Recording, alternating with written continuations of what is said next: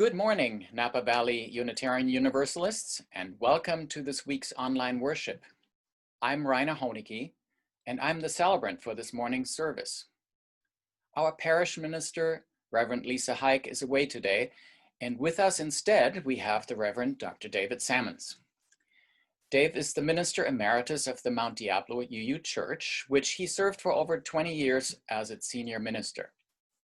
He's also taught at Star King, been on seminary boards and umpteen denominational committees, done interim ministries, and currently serves on the UU Ministers Association Committee on Collegiality and Ethics.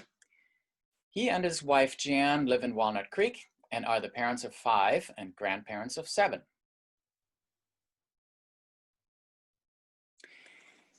You're welcome here if you come skipping with joy, and you are welcome if you are heavy with sorrow.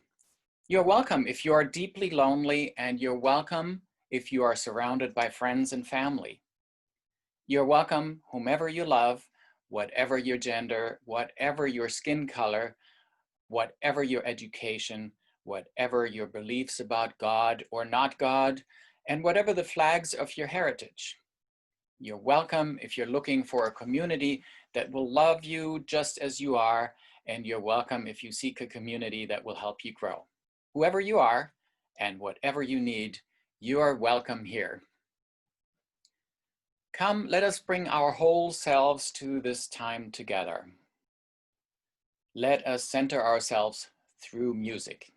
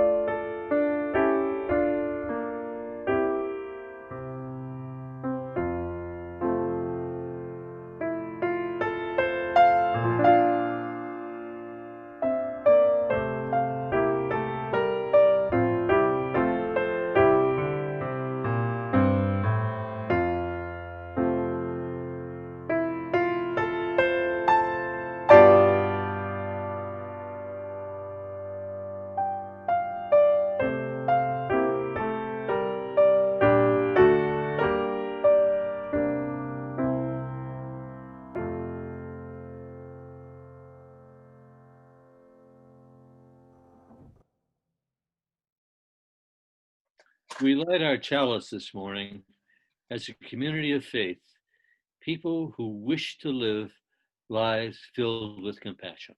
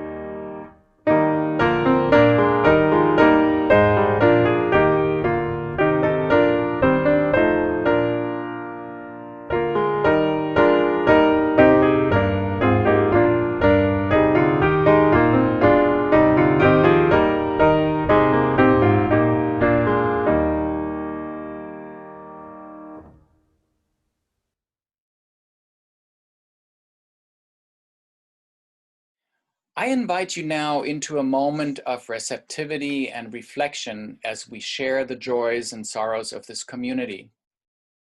We make sacred the milestones of our lives when we share them with each other. I have here a bowl of water and some stones. If you would like to share your joy or sorrow with all here, you can type it into the chat and I will place a stone in the bowl for you. If you have a joy or sorrow, or even just a concern that you do not want to share with everyone, just ask for a stone in the chat and I will place a stone in the bowl for you. I will place one last stone in the bowl in honor of those joys and sorrows that remain in the silence of our heart.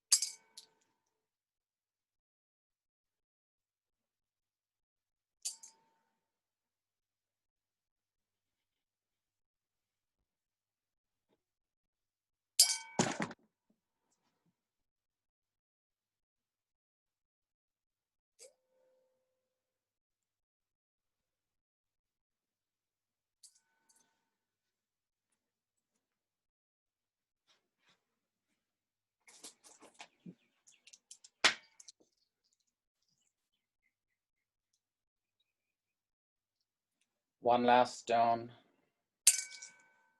And may we hold all these joys, concerns, spoken and unspoken, close in our hearts.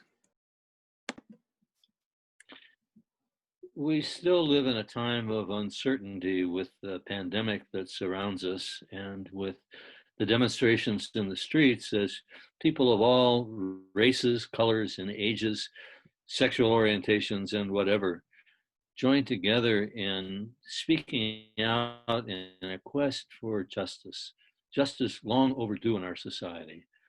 These are voices that will be heard and I think will be responded to as we move forward.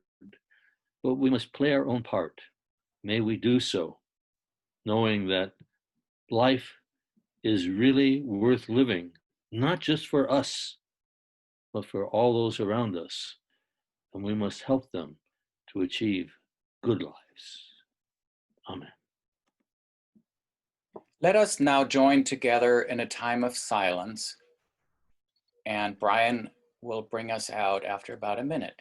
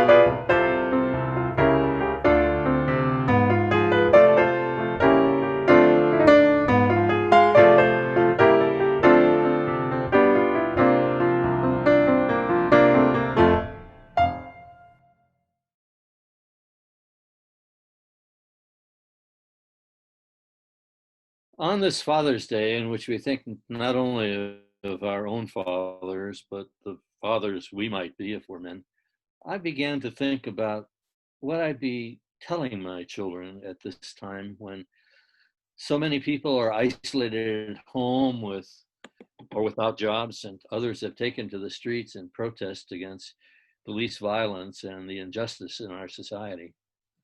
Some of us have wanted to join in the demonstrations, but we've been stuck at home because of our age or because of our physical conditions. And that can be frustrating. It's frustrating for me since I'm over 80 and my wife is very concerned about me and going out. She doesn't want me to go out shopping or to go to meetings, let alone take part in demonstrations where people really can't keep the kind of social distance we're supposed to keep. But people go out and people protest, and they should, because they feel deeply inside themselves that there's something that they need to do. Most people seem to be thinking about what's going on. We can't isolate ourselves from it. Those who've been joining in demonstrations or working outside the home are taking the risk of doing that because it's something they deeply feel. My wife and I order things from Amazon and get deliveries from Costco or the grocery store, and we feel that that's keeping us a bit safe. But the guy who brings the stuff to our door is taking a risk, and I appreciate that. I think about this when I watch how some folks, not in the streets to demonstrate, but in some states where they can do it, have been going to restaurants and bars and joining in demonstrations, or like in Tulsa, they're going to mob together around Donald Trump to hear him say whatever it is he has to say. They don't really understand that they're not only putting themselves but others at risk when they're doing that. The number of people infected has risen when places have been opened up again, and that's true here in California as well as in other places. And some people feel, well, that's just the way things are, and it's the risk people take. And I'm okay, and I'm having a good time and doing what I want to do. So what? If other people are infected with something, that's their faults. Aren't we all responsible for what happens to us? A lot is being said now about the injustice that is embedded in American society. Much of it is rooted in this kind of I mentality, a mentality that says that if we're privileged and are okay, then that's all we need to care about. Oppressive actions that are aimed at protecting ourselves are just there, and we need to feel all right about them because they're helping us. It's as though other people really don't matter. That's a kind of Puritanism, a kind of Puritanism our religious ancestors rejected a long time ago. Instead of trying to dominate the streets, as our president suggests, we believe that it is better to care about those who are at no fault for the situations in which they find themselves, the situations that come because of where they were born or how they were raised or the color of their skin or how they feel about their sexuality. It's very important that we show that kind of concern and don't believe that those who are in trouble or are hurting, that's the result somehow of their own actions and not because of just the circumstances in which they find themselves, and that we have no responsibility for those circumstances, as though the structures in our society are there not because of our making or our acquiescence, but just because that's the way things are. And as for the virus, I don't mean states, including our own, shouldn't be opening back up carefully, or that manufacturers shouldn't be resuming production with measures that protect their workers. That's caring for those who need work and the income that goes with it. It's showing compassion for those workers. So, in forsaking concern for our own health to join with others is also a way of showing compassion. It's a way of demonstrating that we care about the meaningful social change that yet needs to happen in our society. Unfortunately, empathy and compassion is under assault by certain segments in our society, and that's not new, nor is seemingly an ignorance of the effects of what we do ourselves. The president, look at him. He attacks anyone who disagrees with his actions instead of keeping an open mind and listening to what other people have to say.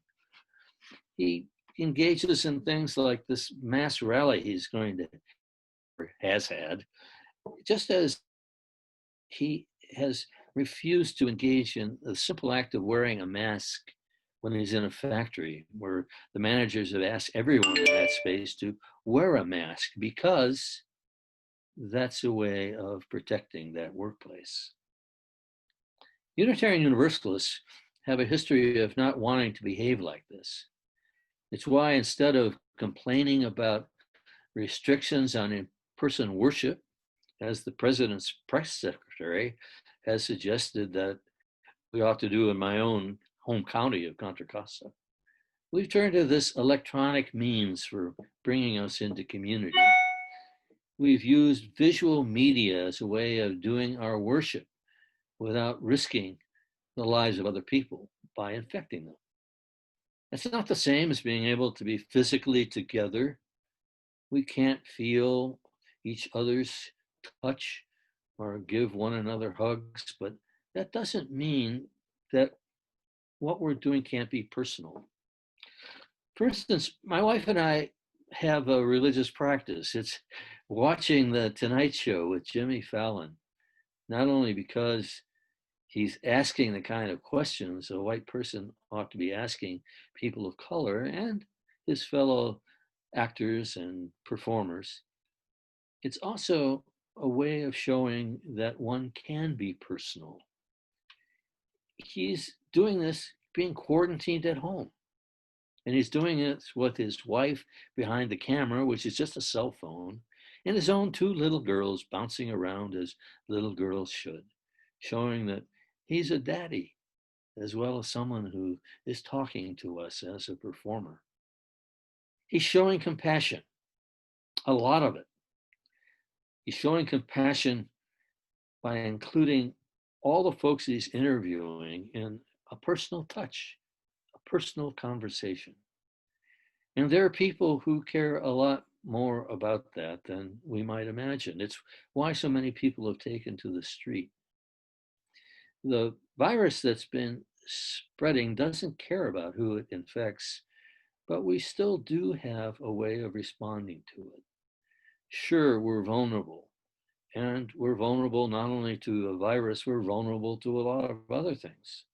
For instance, think of all the people who are caught up in things that they can't avoid besides this spreading disease. Things like where they were born or how they were raised or the color of their skin. The color of a skin, which has nothing to do with who we are as a human being. And what about things like mental disease or addiction or things the most ordinary person might experience, like an accident or someone in their family or themselves having to go through divorce or losing a job? I mean, all those things are things that require compassion. When something bad happens, it's the response that we should have. A long time ago, I was on the board of Beacon Press, our denominational publishing house. Even way back then in the 70s, the press was doing some things that showed a response out of a feeling of compassion and social conscience, like publishing the Pentagon Papers, even though it was illegal to do that, because we needed to know what was going on that forced us into this terrible war in Vietnam. And we published a lot of other books that showed compassion. The press even published a book of mine about marriage and about how marriage ought to be available to everyone who was in a committed and loving relationship, and including people who were in demeaned categories, like those who were transsexual or gay or that were in an interracial relationship. And today we'd add other colleagues, meaning everyone should be entitled to express the meaning of a committed relationship by the act of marriage. And the press was doing this way back in the 1970s. Knowing that the press was that kind of publisher, a publisher that did that kind of books, a woman named Helgunt Zasserman came to Beacon asking if it would publish a book that she had written called Walls. It's a book still worth going back to read. It's about her experience in Germany during the Second World War. Helgunt was the only one who lived in the town she was living in, outside of a prison, who could speak Scandinavian languages. So she was recruited to translate and censor letters written by prisoners from Scandinavian countries who were being held by the Nazis in that prison. The book describes how she secretly helped and stood by these prisoners all through the war. She couldn't stop what the Nazis were doing, but she could show compassion for those prisoners, giving them hope in their terrible circumstances. What this meant was of enormous importance to these men. After all, they couldn't do anything about where they were, but they still had feelings and they still had lives to live. And what Helgunt was helping them do was, as one prisoner put it in a letter she translated, was to say, I am alive. I am alive. And that's something a lot of people, both in the streets and confined at home these days, are trying to say.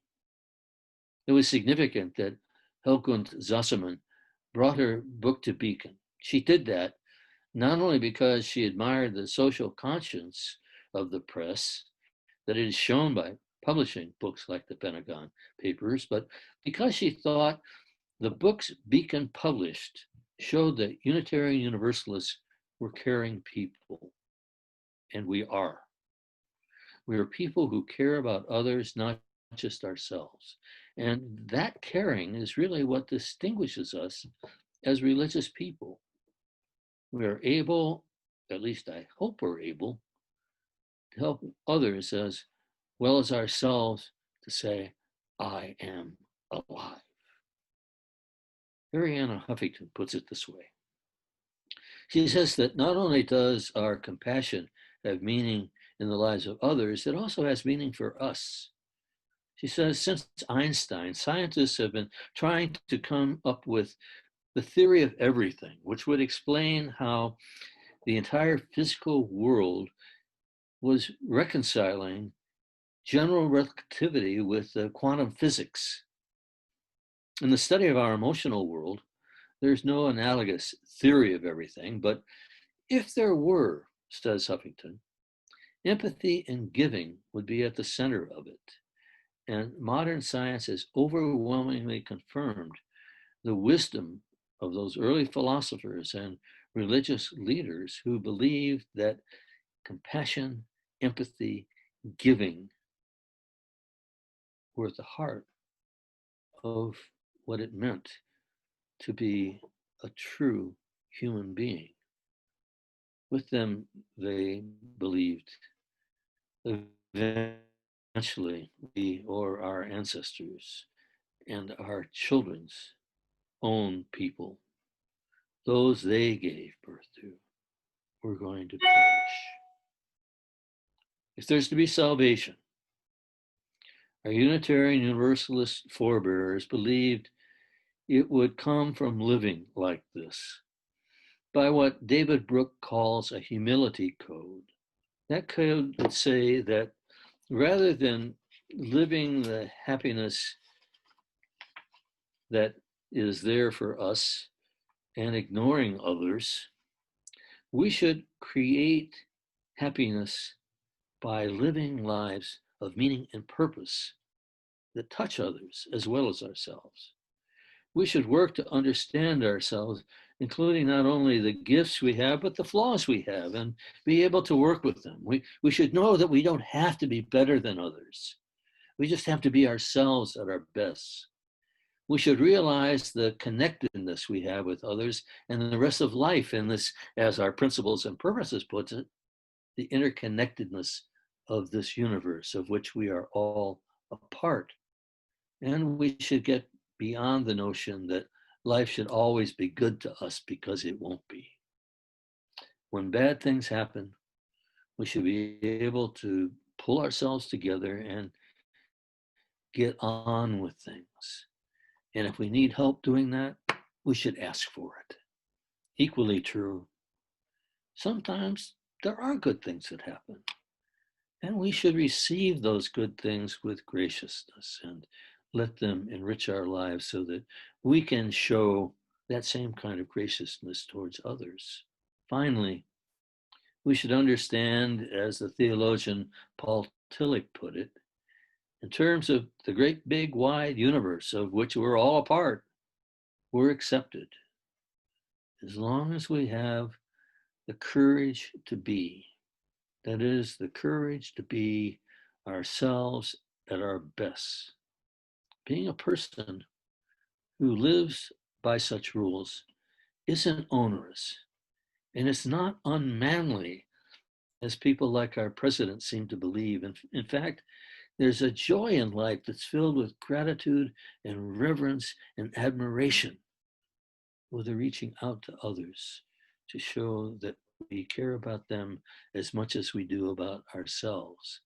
There's joy in a life of compassion and caring, in which human life and human well-being aren't matters of some kind of economic equation, something to be spent in terms of a sort of victory, but are regarded as something sacred.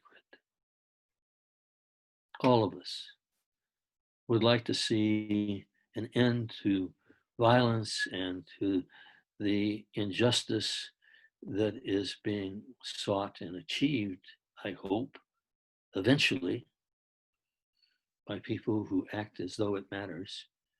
And we think the pandemic will finally come to an end. An end, we hope, will leave in its wake a better world than existed before it struck us. But this is only going to happen if we play our own part in trying to achieve it. Justice depends on compassion that has to begin with us. Amen.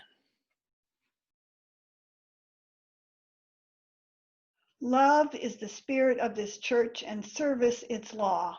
This is our great covenant, to dwell together in peace, to seek the truth in love, and to help one another. This congregation depends entirely upon the generosity of its members and friends. All that we give in time, talent, and treasure is what sustains this community and makes it not just a sanctuary for us to return to for spiritual nourishment, but an oasis from which we can go out into the world carrying the waters of life. You can donate by going to our website at nvuu.org and clicking on the donate button, or send a check to us at NVUU, 1625 Salvador Avenue, Napa, California, 94558. The offering will now be gratefully received.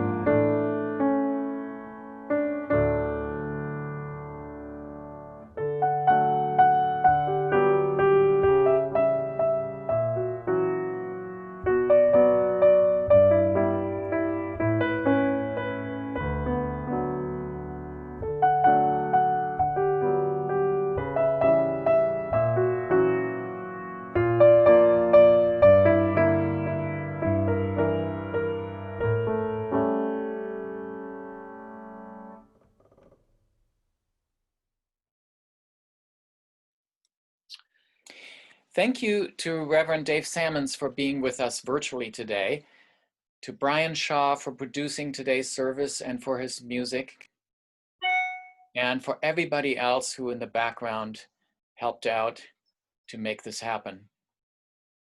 May we all stay safe.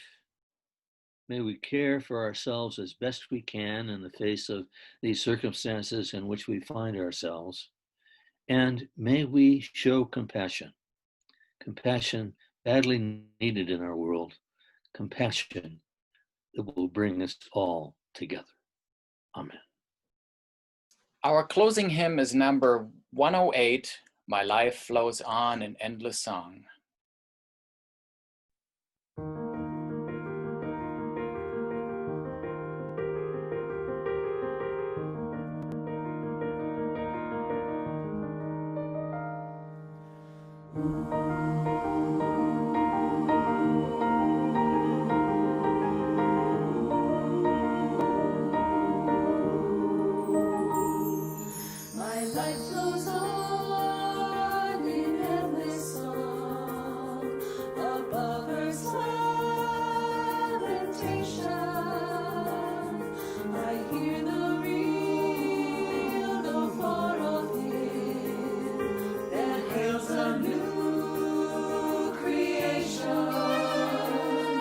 No storm can shake my inmost heart.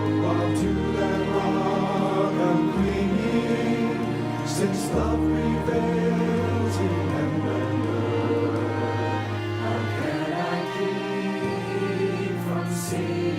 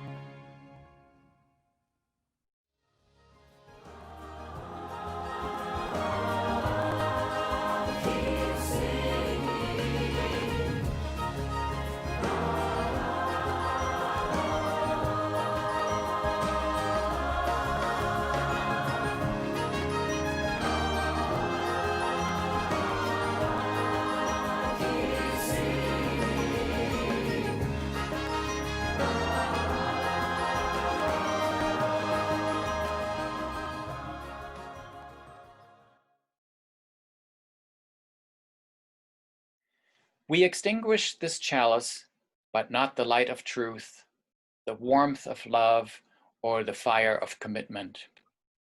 These we carry in our hearts until we meet again. Thus, we end our virtual gathering today and let our service and commitment continue till we meet again. May you be blessed, whole, and well. Amen, amen.